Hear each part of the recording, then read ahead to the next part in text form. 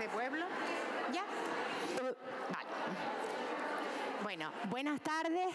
Gracias por estar aquí. Good afternoon, thanks for being here. I would like to start our roundtable. Well, as you can see on the agenda, our roundtable is the second roundtable of civil society, as you can see.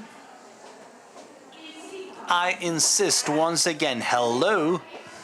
Our roundtable is the second roundtable of civil society, entails the other three topics that the United Nations have set as discussion points.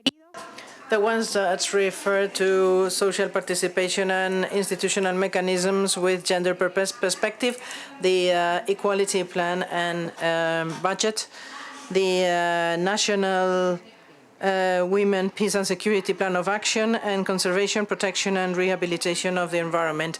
Before introducing you to the speakers that will introduce us to these topics and will give us food for thought, I want to thank all the colleagues of the organizing platforms, because despite my belonging to them, I want to especially thank those of you who have really devoted more time. I know that many of you have been working very hard on the reports that Montserrat mentioned, but also they have struggled to really organize this and devoted many hours of hard work. It is necessary that civil society is present here, because if we leave the institutions by themselves, we will still have a backlash in the United Nations, and there are very important pressures by the conservative powers, and this is where we, the feminists, need to be counterbalancing, because otherwise we will have a bad future. And therefore, I am especially thankful for the most resistant ones, the ones that have devoted so many hours of hard work. Thank you very much.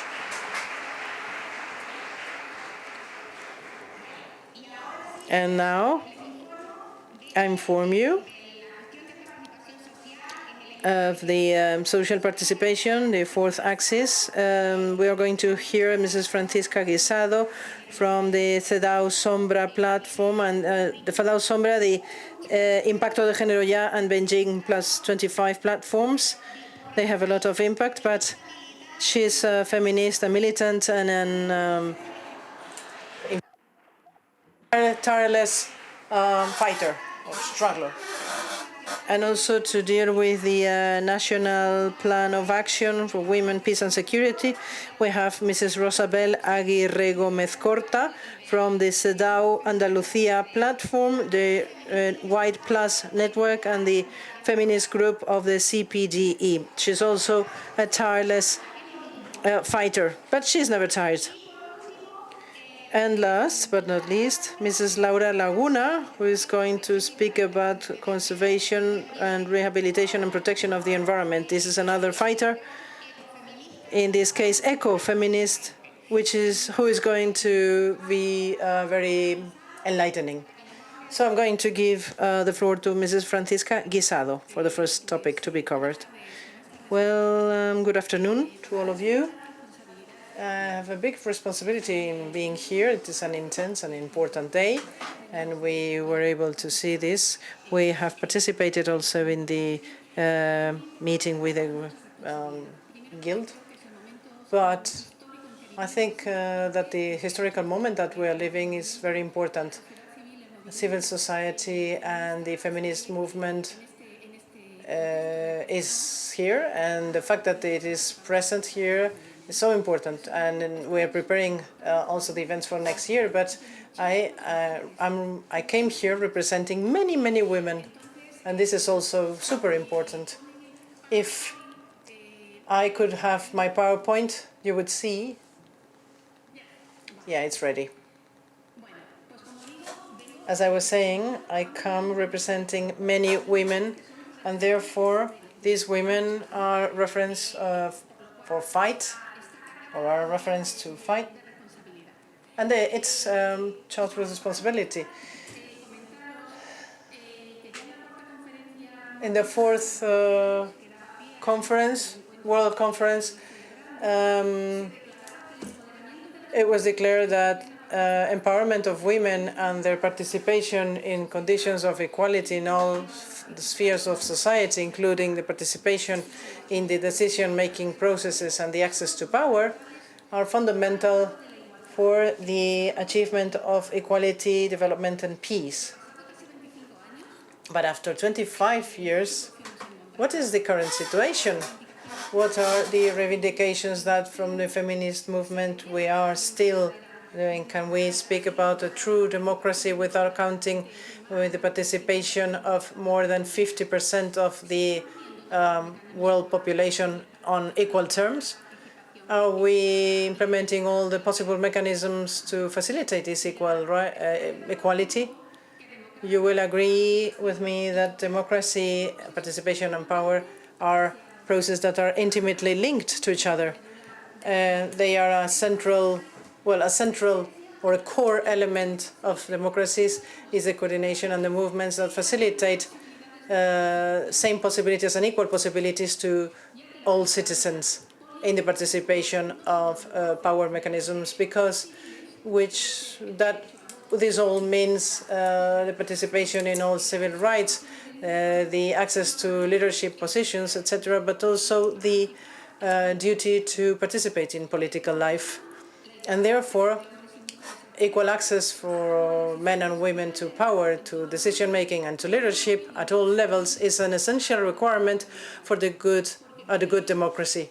Because with this, we favor the fact that governments are more representative, guaranteeing that the interests of both men and women are borne into account in the legislative powers when making policies. Because intervening in public topics with the aim of influencing directly or indirectly on policies is ultimately to have the possibility to have an impact on reality, to be able to transform it or to influence the reality. Article 37 of CEDAW repeats the importance of representation of women in the political life of their countries, and it claims for guarantees and safeguards for its fulfillment.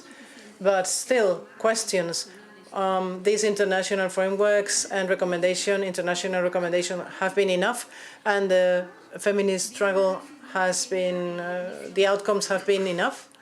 We should start from a global vision. According to the 2018 Economic Forum, World Economic Forum, we are going to take 75 years to get equal representation, political representation of men and women. Europe's situation has not changed a lot during the last 10 years, so it's necessary that at all levels we take the necessary measures to increase the political representation of women and accomplishing the SDG set by the UN.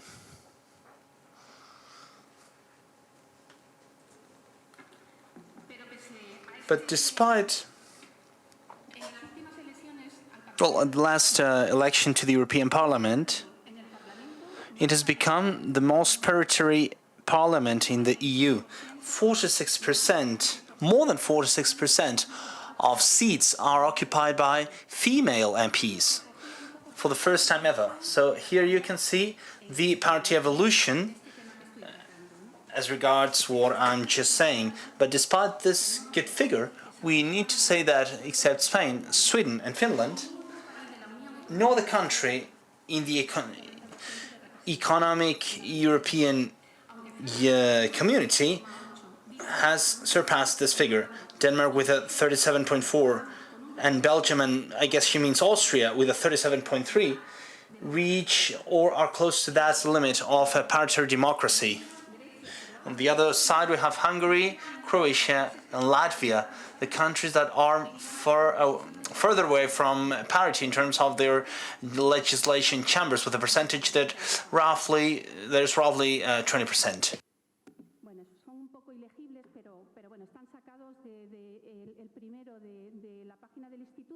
Well, it's the first page. This is the first page of the Institute, and the other one comes from the Parliament. So, in spite of acknowledging the progress of last years, the representation of women in political decision-making and economic decision-making is still a challenge for the European Union and its member states. At all single level, women hardly occupy 30% of decision-making positions, and the economic and financial institutions, either public or private, are being dominated by men. The Economic and Social European Council regrets that we won't reach the threshold of 40% of women representation at different managing or bodies in companies until 2020. In order to the presidency of the European Union is occupied by one woman for the first time ever. The President of the European Council is a man, the President of the European Parliament is a man, and only 2 women during its history have held that position. The President of the ECB is a man. The President of the Accounts Court in the EU is a man too. In the European Commission, from this year we have the most paritary group ever. We have reached, there are 14 men and 13 women. And I've brought some pictures that we are accustomed to, where we are underrepresented. Women, I mean. These are from 2018, but I think that they are quite significant. As regards what happens in other countries, I would have liked to have the report and the diagnosis of the EU, but as far as I don't have it, we had the responsibility of bringing some figures from the countries that have issued their report. We had to choose them randomly, and I would like to say thank you to two colleagues that have helped me out with the translation of these reports, Lydia and Begonia, so that I could draw some figures and data that I've been able that I've been having a look at. So one of the countries that we've analyzed has been Germany, and at the last election, the political participation of women has dropped from 37 to 31%. The measures taken to promote women's participation and decision-making processes have been developed together with the European Academy for Women in Policy and Businesses, and these campaigns are done jointly with other associations. And Helena Weber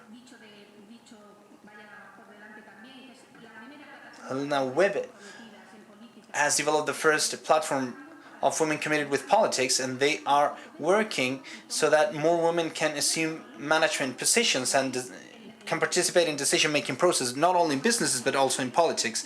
As regards legal reforms promoted from this country in order to improve the political participation of women, we need to highlight that the report says that on the 31st of January 2019, the Parliament of Brandenburg, was the first one in adopting, the first German Parliament in adopting a parity legislation. And they set the year of 2024 to have a parity representation according to the law. Women and men in the future will have the same consideration when elaborating the state lists of election candidates. When making these lists, there will be a prescription of equal list between men and women.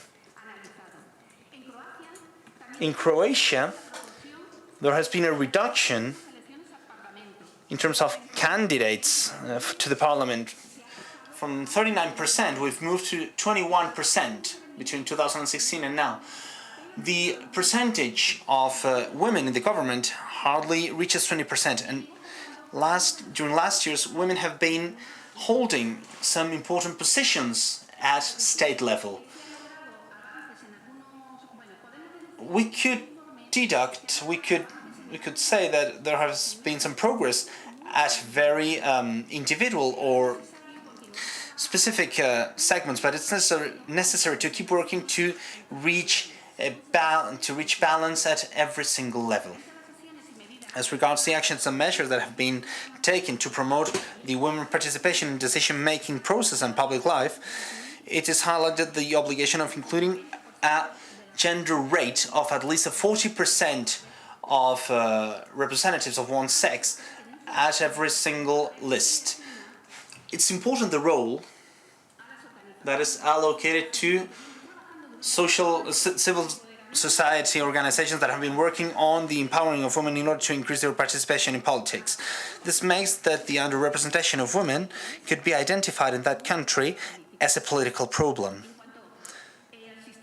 Regarding the statistic register, gender statistics register, they point out their existence, publishing disaggregated data on every website, on every state website. As regards France, another country that we've mentioned in more detail, we need to say that the election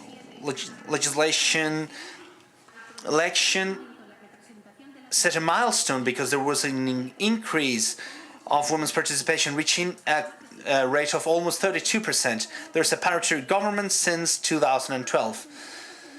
Every professional election, apart from political election, depend on a legal requirement in terms of parity. We could highlight of this country the great international bet, making equality between men and women a priority on the agenda of the G7 French presidency, under which they launched the Environmental and Gender Coalition. From the French presidency, they are also making campaign to ratify the European Council Convention to fight against women violence, the Istanbul Convention.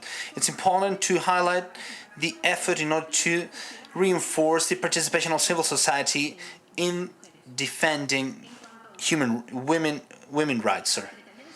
Regarding the Secretary of State for Equality between men and women and anti-discrimination, it has been allocated to the Prime Minister, and it holds an important position in the promotion of measures to reduce the gender discrimination and to increase the equality guarantees in educational, business, social, and cultural environments. It's also responsible of setting inter-ministry plans in terms of wages or in terms of fighting against gender violence and sex violence against women and girls.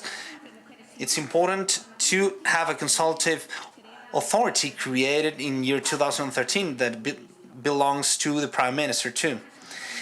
We need to highlight the great effort that has been made for the inclusivity and different requests, migrant women, disabled women, young people, young women, etc., to be taken into account in different laws and different politics. So we could draw out of this report that there has been progress towards a uniform distribution of power, and there's still a lot to do. In some areas, there are concerning trends that say that development has stopped or it is going back. There are some countries, but I'm going to skip it. Here you can see Sweden, that, well, it is important what has taken place, but we'll leave it, and I think that we will speak about Spain, that I think that is important. Regarding Spain, we need to say, well, that we're going to analyze it from an angle that lets us identify lights and shadows. Last election, there has been more participation by women. We all know that we all have women holding important positions, 11 out of 17. Regarding regional governments, the presence of women reaches 43.17%, but on a local scale, women only hold 19% of their positions. There's an important presence of women, although this presence diminishes as the hierarchical scale goes up. Regarding the institutional mechanisms for effective equality between men and women, the women organizations claim for Ministry of Equality and empowering the Ministry for Women, the Institute for Women and Against Gender Violence. We claim for the approval of an equality plan for more budget and its coordination with the regions and the participation of the women organizations, as point 15 says. As regards the associationism, we agree with the government on the fact of the economic crisis impact with the budget reduction in terms of equality policies. We claim for the creation of an important flow of feminist associations, and these organizations should be speaking with the different movements. We insist on having statistics broken down by sex, and we need to have a critical analysis, and we lack of it right now, including the state budget, including the local participation. We consider, as it can be otherwise, we consider it's very positive the information and dialogue that we are holding with the Institute for Women for all this Beijing Plus 25 process. So to sum up and to end up, I would like to say that despite the approval of the effective equality between men and women forces to have that 60-40 balance at every level, we understand that it's necessary but insufficient in order to guarantee parity in political representation. On the other hand, it's necessary to analyze whether that higher presence of women translates into a higher influence in the political agenda of legislation power. If we are able to put at the center of the life the women's rights, that would be fine, because we need to raise our voice in every single sphere. Just to end up, what are the political challenges for action and change from the feminist movement? I think I have something here that could work. As we can see, women are underrepresented in the most important political sectors, as well as public and private sectors, with important backlashes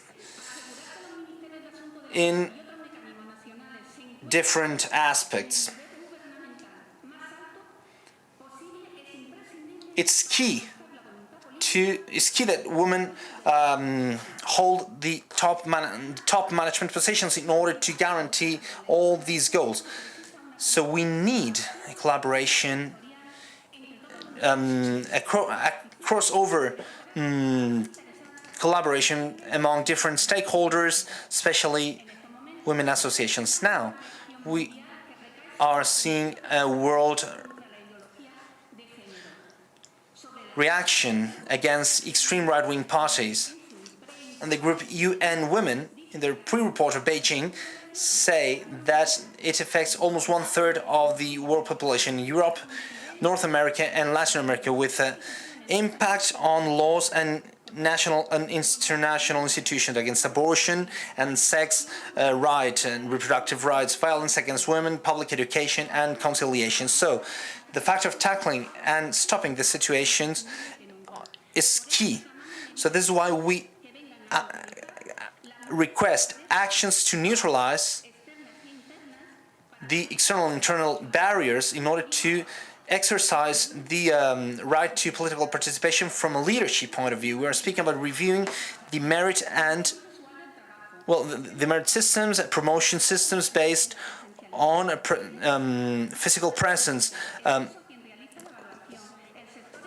the sector where the occupation takes place, but the lack of co-responsibility at the household level, the lack of self-esteem and fear to fail because of the differentiated socialization.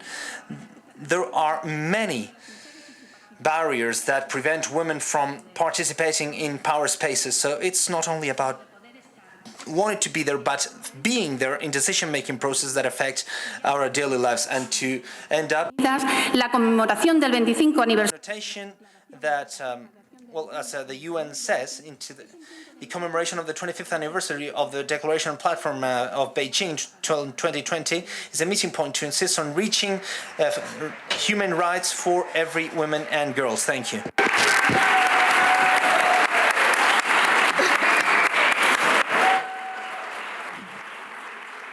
Bueno,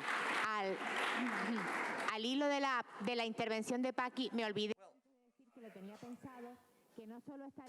I want to say that it's not only thanks to the ones that were pulling of all over this, but also everybody at the institute that have been able to assume and collaborate.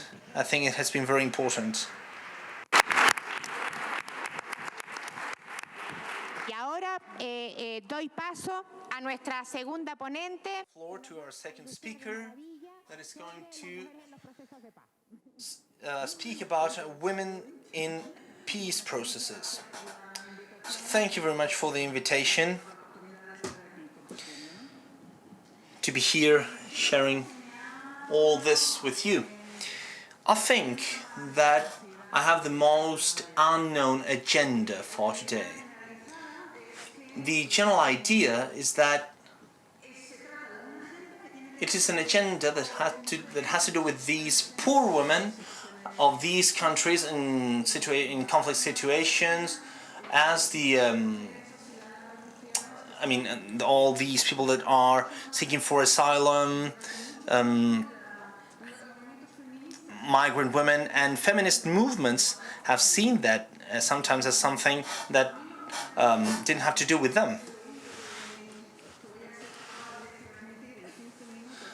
I would like to convey an idea during these 15 minutes, and it would be to be able to convey the idea that everybody here, all of us, are in a more direct or indirect way linked with or involved in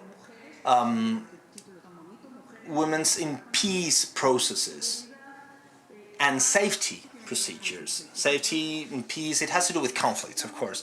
So in order to explain the contents, what are we speaking about when we speak about women, peace and security, as the Vice President has said, I think that we need to look back again, and it's a way of uniting, because we are speaking about women, peace and security, about the relationship with Beijing, and about the relationship with the current agenda, and what are we talking about, and how do we develop these agendas? We are all involved in these agendas, so you let me look a little bit more. Well, as I'm running out and I have a lot of minutes, I will look backwards to the 90s. Maybe young people don't remember it, but although you do not relate to that, well, the 90s were a context that had nothing to do with current context, but it is where, in some way, a process coming from previous decades materialized in order to understand the women's rights and human rights architecture, gender perspective, etc., and even the creation of new rights: the right to peace, right to development, joint rights, right to environment. I mean, there were many different rights, and we need to speak about this context of the 90s. We came from post-war, the end of the Cold War, sorry. And it is an interesting context because for the first time ever, well, not for the first time, but there were some international conflicts that get close to us thanks to the media. In that moment, we were talking about the CNN effect. It was thanks to the media presence in those conflicts we could see the how they raped women in Bosnia and Herzegovina, the genocide in Rwanda, and we could see that from the living room in our house. And these had different consequences for our agenda and for the feminist movement in the equality movements. There was a great sensitiveness current because of the violations that were taking place in these countries, and we saw an important mobilization on a global scale that was led by feminist organizations that are pacifist organizations. We have colleagues here from the WILF and Women in Black, etc. We are speaking about a favorable context for human and women rights, a context where we were speaking about sexual violence, rapings as a war weapon, and we were starting to see the impact of armed conflicts on women and on women's rights.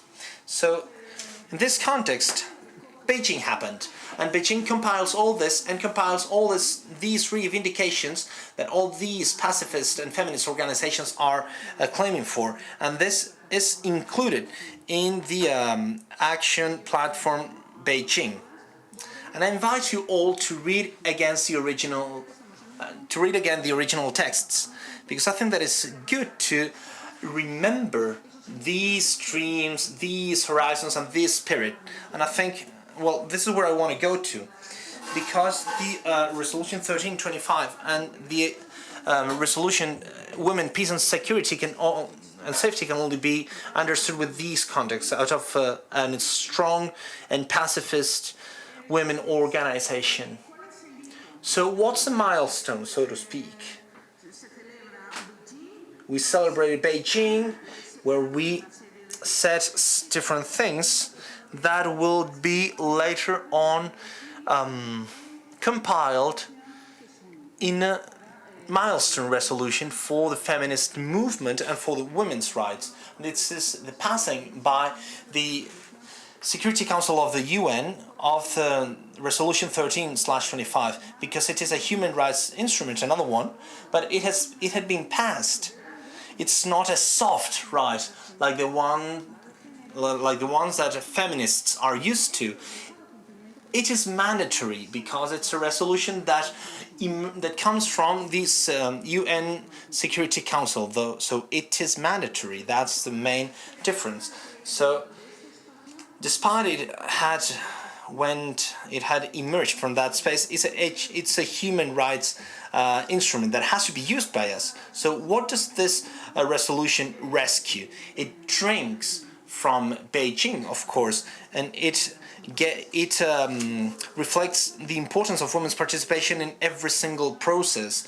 Management of armed conflicts, resolution of these conflicts, the importance of having women in peace missions. It was a decade where some armies were being moved in missions of peace and diplomatic missions, etc. But we should protect women against sexual violence that was taking place, and we were speaking about prevention of conflicts and the importance of peace consolidation. And this is where we have the pacifist elements that these women organizations are able to include into the UN Security Council's agenda. So these are the elements. The agenda of women, peace and safety and security, it is passed through different resolutions that are passed step by step, that get deeper into these central aspects that are women participation, protection of women and girls in armed conflicts, and consolidation of peace. So they develop all these elements, and the last one has been passed as the minister, German minister has said this morning. Well, this one has been the last one that has been approved this year. There's no single mention to sexual and reproductive rights, but they speak about a pregnant woman victim of sexual violence, and they do not mention any access to sexual protection resources, and of course they do not mention abortion. So this is how this agenda is not included into the European agency's agenda. So there's no mention, but okay. So the agenda of women, peace and safety is a compilation of all these resolutions that are based on these 4 pillars that I've mentioned. And apart from that, they all develop a key aspect: sexual violence, to protect women against sexual violence in armed conflicts. That is, and we are starting to speak about challenges of the agenda of women, peace and safety that are implemented through national action plans that different states are forced to develop. Spain was one of the pioneers when Zapatero was the prime minister, and they were considering this plan. So what happens? It has 4 pillars, but the most developed ones are 2: women participation and women protection, and they are developed in a partial and biased way. While prevention and the commitment of the states in order to prevent armed conflicts and peace construction, well, these 2 elements are forgotten and relegated, and this has important implications for the feminist agenda and, of course, for the configuration of the world and for the type of actions that will develop and will be promoted by states. We can develop it later on, but, well, I will mention something. So we find one of the main challenges in the implementation. There are different nuances between different action plans, but generally speaking, they're focused. Why do I say that it's a challenge? Because we are speaking about women's participation, but what type of participation? Participation in what?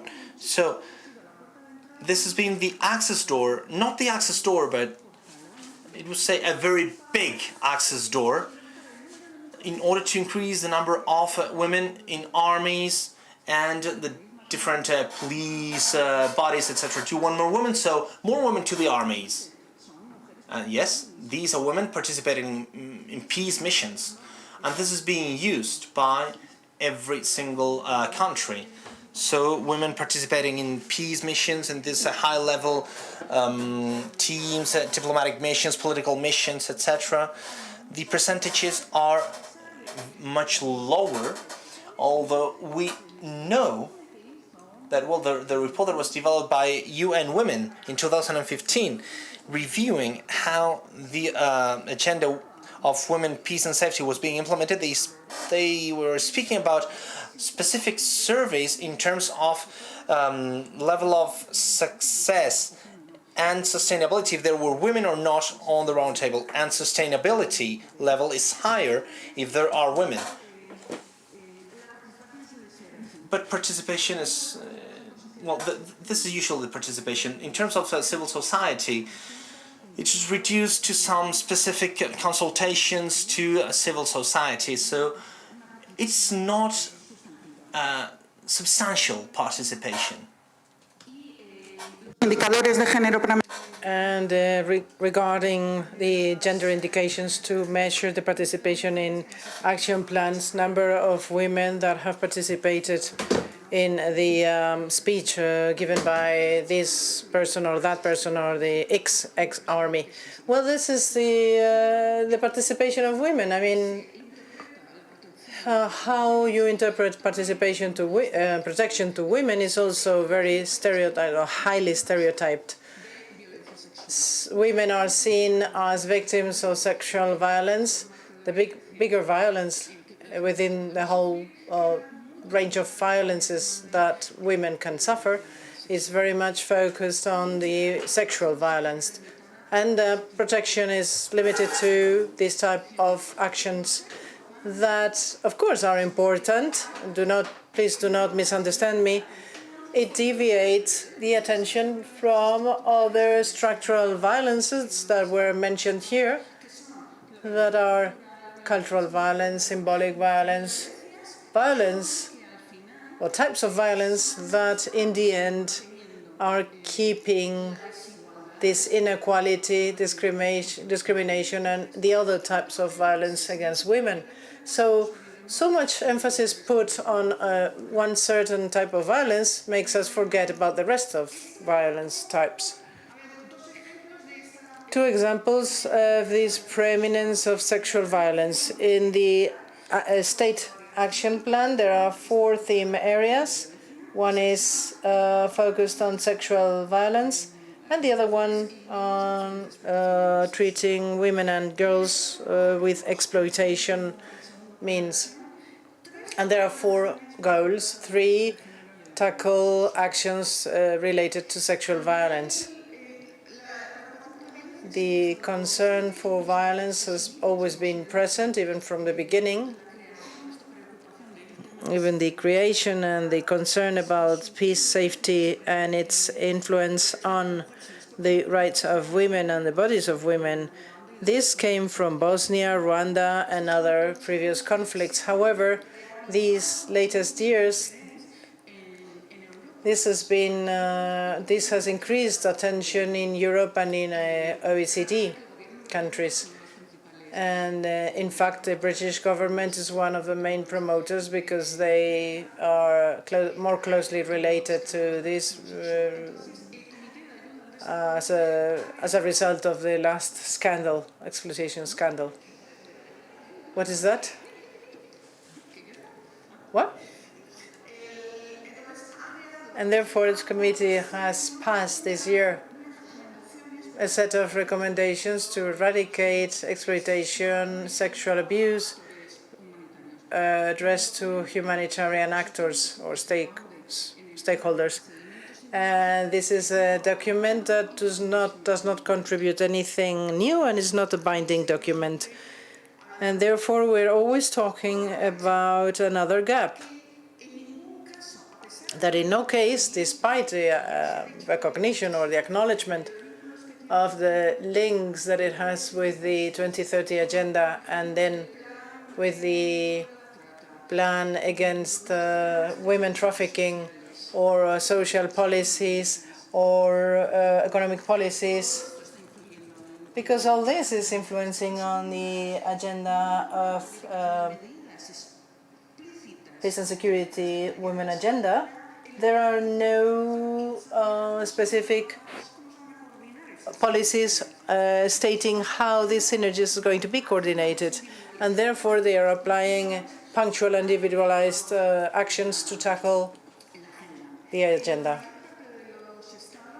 In most of the countries, we're saying that these plans to implement this agenda either have very little resources in the best of cases, or most frequently there is no budget associated to this, as in the case of the Spanish state.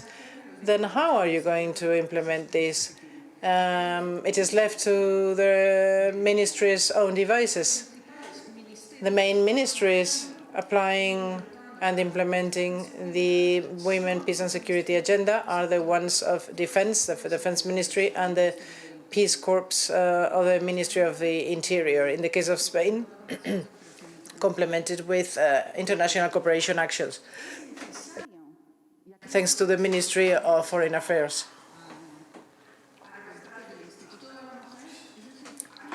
It is necessary to have more departments and more organizations, more institutions to implement this agenda. And the role of the Institute of Women is complementary in the follow-up and the monitoring of the national plan. We need justice. And they are not there because they don't know how to tackle transitional justice, memory. We need education. We need the construction of a peace culture, co-education, the sexual and emotional education, how the free trade treaties are precisely dealing with the issues of women and the border management as well. We need all ministries tackling this, and this is why all these policies are interrelated. In the plans, it is stated that there are synergies, but actions are not developed. There is no multidimensional and integral or thorough approach.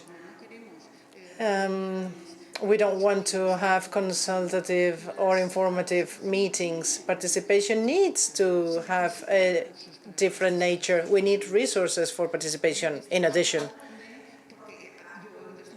Because this morning I heard how interesting and important it is for the organizations to participate in all these spaces, but I am indeed tired because all this has been going on for such a long time, and all this is paid by my organization, Humanitarian Aid, and we need resources and support, and we need temporary processes where you can facilitate. So strengthening of articulation and capacity building empowerment processes. How are we going to do all this? I want to finish or to end up by launching this idea for the civil society. How do we want to participate? What type of participation should we have? We should be able to agree on strategic alliances. We need to make these spaces as inclusive as possible, where we are present, all types of social organizations. We need to also refocus or make a reapproach on the different diversities, the different concerns in the construction or concerning this construction of this agenda at the Spanish state level. And we need to generate processes to enable this space. On the way, we have created a group, the 1325 group, but this is not done very quickly. I mean, we need to speak and to create debates, strategic debates, because we need to make many decisions. We need to take decisions on things that are very conflictive, and we need to be able to find these spaces for debate. Thank you very much.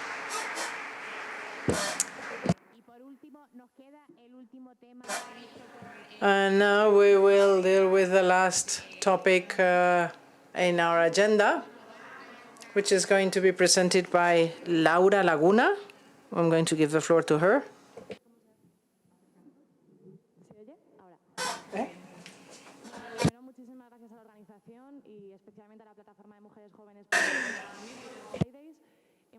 Well, thank you very much for being there up to the very end, the conclusion of this day, of a Saturday. Firstly, I want to introduce myself because in order to understand who speaks, it is important to understand where do I come from. I am a doctor on feminist studies, dealing with ecofeminism and more precisely with women's health. And you will see what I'm going to speak about. And I come from the Fridays for Future movement. Viernes por el Futuro will be the translation into Spanish, including juvenile groups, teenager groups for climate. In fact, they integrated themselves in February, last February. And this has to do with Greta Thunberg, this girl, who is not a girl anymore. I mean, is a young woman. If you call her girl, maybe you diminish her value. But I want to say that I have a hangover of a strike. I suppose that you were present in the strike yesterday. You need to be there. This was a success yesterday. I was really on the verge of tears because 150,000 people mobilized by climate change or ecological issues has never been seen. And reality says that the situation that we're living is really dramatic. For you to understand what it has to do with, you have to consider that no struggle has any meaning in a dying planet. migrants' rights, LGTB rights, women's rights, has to be put with, or have to be put in the context of climate change. I'm not going to speak about climate change because I know that you are very much aware of the problem, this climate problem, the biodiversity problem. Just by way of example, we have lost 80% of the insects that were there, among them the pollinizers. And of course, life cannot go on without the pollinators. And this crisis is affecting the most vulnerable population, you know, the southern countries, people at the risk of exclusion, women, because we always get the best of everything. And we need to understand that in order to fight for women's rights, we need to struggle against the climate change that we're living today. I want to speak to you a little bit about Carme Valls, a Catalan endocrinologist who has studied the interrelationship of climate change and toxic substances in the bodies of men and women. Women, due to biological and social factors, were much more vulnerable to toxic substances. For you to have an idea, today we're exposed at 80,000 toxic substances, of which between 40,000 and 80,000 are suspect of toxicity. We are more exposed to this because of social issues, because of the sexual division of work, because labor conditions are worse for us. Also, because we use cosmetics, we are more vulnerable, but also due to biological factors. The fact that we have 15% more fat than men makes us bioaccumulators, which means that toxic substances accumulate in our bodies, and our endocrine system collects them because our endocrine system is confused and takes them for other types of substances. And also, in our ecological struggle, apart from victims, we were the main defenders and the main advocates. In countries such as Latin America, or in areas such as Latin America, we can see how women fight for their style of life, their territory, their sustainable way of life, more sustainable than the one that is imposed to them. And they fight for their lives and their bodies. I am an ecologist myself, and this in general does not put my physical integrity at risk in Spain, but this is not the case in other countries, and we need to bear that in mind. With all this proliferation of chemical substances and toxic substances, there is a series of new emerging diseases that could be multiple chemical sensitivity, multiple fatigue, and fibromyalgia. And you know that these diseases are normally affecting more women, and medicine normally, there is a branch of medicine in charge of studying diseases in women, or affecting women mainly. I don't have to explain why. And also the access to health resources is different to women and to men. Before I was mentioning the social factors that put us at a vulnerability, in a vulnerability situation. And there are different vulnerability axes, sex or gender, age. But this is crossed perfectly well with ethnicity, with being poor. You know that poverty has the face of a woman, increasingly. And you can ask about this to the reference economist, eco-feminist person that you have around. But I want to say that although ecofeminism has been very much attacked in the past, in the 60s and 70s, my ecofeminism is not a sexist one, and therefore it shouldn't be attacked. Ecofeminism understands that the Western way of thinking, everything is by pairs, men, women, reason, science, nature. reason or madness. Ecofeminism says that all this follows a common logic, the logic of domination. When you have two positions, one higher, one lower, the superior one has legitimacy to submit and exploit the lower one.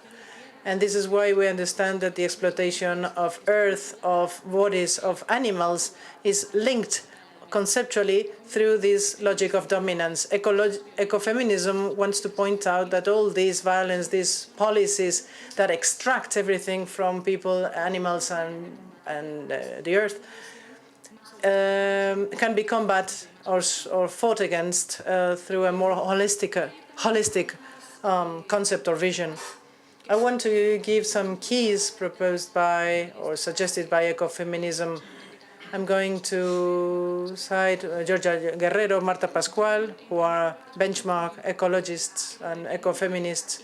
We need to say, they say, well, we need to differ between eco-dependence and ecofeminism and patriarchy, which has much to do with capitalism. It shows us that we depend on the land, but ecofeminism shows us that this is not true. We need from one another. Of course, you know this very well.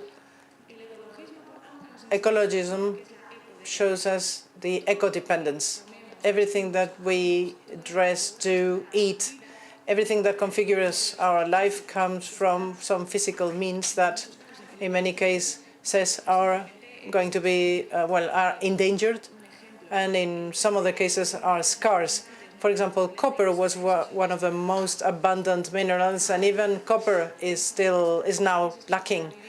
And this is really source for concern. The responses in many cases come from science and technology. But when I read the report, the Beijing Declaration report, there is a question: what are the measures that your country has adopted to incorporate gender perspective in environmental policies?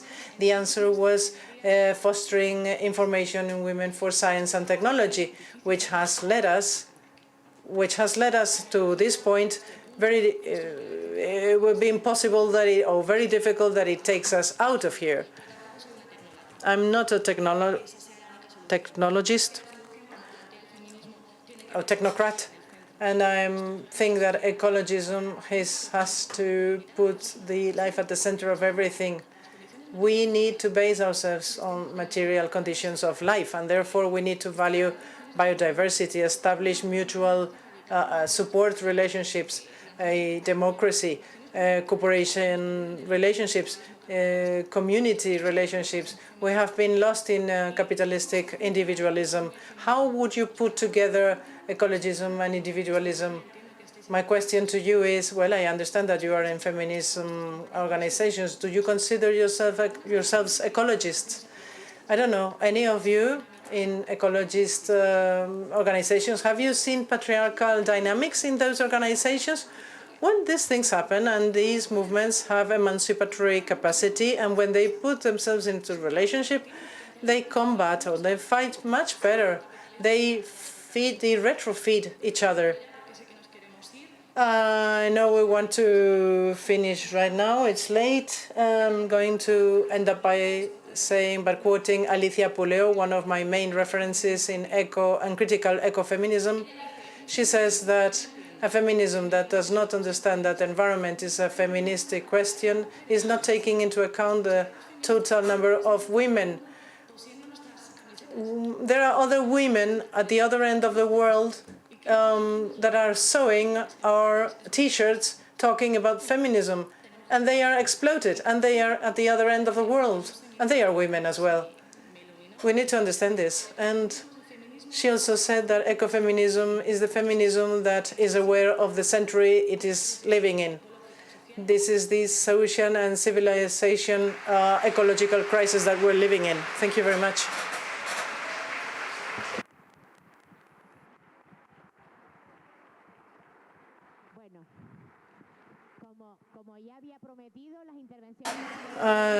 As I promised to you before, the presentations have been wonderful. And before opening Q&A. Okay, there is no Q&A session. There's no Q&A because we are already very, very late. Is there or there isn't?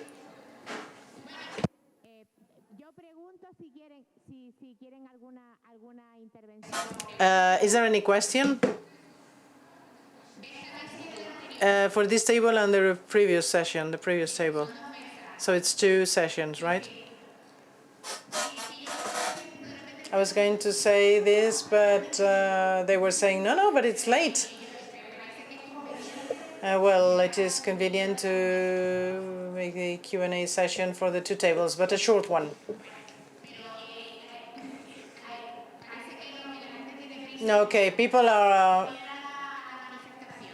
interested in going to the strike, but please do remain here for a few minutes more. We need to make the formal closing of the session by our Secretary of State of Equality. I want to thank her as well as the director of the Institute. They have been here the whole day listening to our proposals and listening to everything, despite the fact that we know that the people at in the official office are very, very, have a very tight agenda and cannot normally stay. But they've been here the whole day following us. So I want to thank him for this. Well, Rocío is picking up things because she cannot see anything thrown on the floor. She's the director of the Institute. These sessions, the moment they were proposed, we made them because we are feminists.